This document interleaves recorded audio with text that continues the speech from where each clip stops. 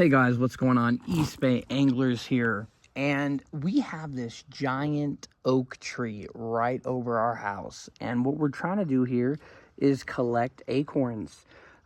We want the ones that float, so we don't have any of the ones that actually sink. There's piles all over the place, and we've got them sort of these are the ones we don't want. Now, I thought there was going to be enough to sort of fill up this gigantic bucket here, and it's really not that big. I guess it's one of those miniature buckets that's going to imitate the one you'd probably see at like a school or something, or like a high school. But basically what we want to do is get about 100 seeds, and I mean, I'd say we're probably pretty close to that amount right now.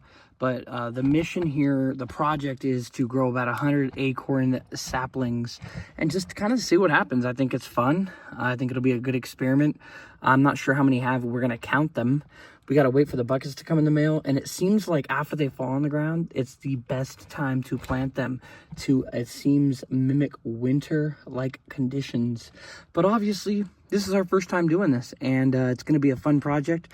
Just got to go on Amazon, order 100 buckets. It looked like that was probably going to cost us about potentially $8 or so, maybe 10 bucks, and get some soil, which actually we've got a lot of soil around here, but I'm not sure if it's better to use soil from here or potentially try to use some sort of fertilizer and mix that in with the actual dirt to give it a little bit of promotion on the growth. But, you know, not a super big expert in this. We just thought this would be a fun project.